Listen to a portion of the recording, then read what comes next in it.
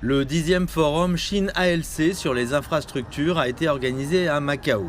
Il s'agit d'une plateforme internationale permettant à la Chine et aux pays d'Amérique latine et des Caraïbes de partager leurs expériences et d'explorer de nouveaux domaines de coopération dans le domaine des infrastructures.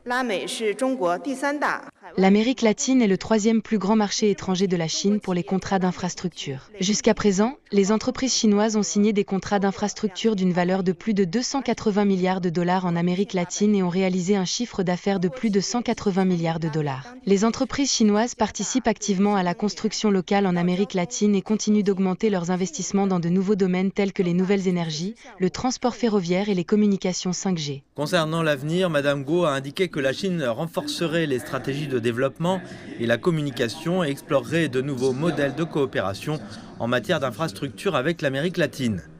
Et d'ajouter que la Chine signerait également des accords de coopération avec l'Amérique latine dans des domaines tels que le développement vert et qu'elle promouvrait conjointement l'innovation technologique et la transformation à faible émission de carbone. Ces mesures s'inscrivent dans le cadre du thème de l'événement qui est l'innovation verte et la connectivité numérique. Alors que nous regardons vers le futur, il est évident que les infrastructures vertes et numériques joueront un rôle central dans nos stratégies de développement. Les pays d'Amérique latine sont prêts à connaître une croissance majeure dans ces domaines et les prouesses technologiques de la Chine peuvent répondre efficacement à ces besoins en constante évolution. Pendant ce temps, Fidel Grant, un ministre de la Dominique, a déclaré que son pays cherchait à développer son économie numérique ainsi qu'une ville intelligente qui intégrerait la technologie pour gérer le trafic et renforcer la sécurité. Il a également mentionné que le financement était un défi majeur pour la transformation verte. Et Clement Antonio, sénateur d'Antigua et Barbuda, s'est fait l'écho de ce point de vue.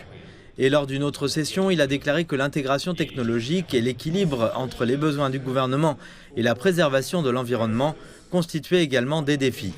Pour les entreprises chinoises qui cherchent à coopérer avec les pays ALC en matière de développement d'infrastructures, M. Antonio a suggéré de se concentrer sur la compréhension des nuances culturelles et de s'engager avec les communautés locales pour favoriser la confiance et la collaboration.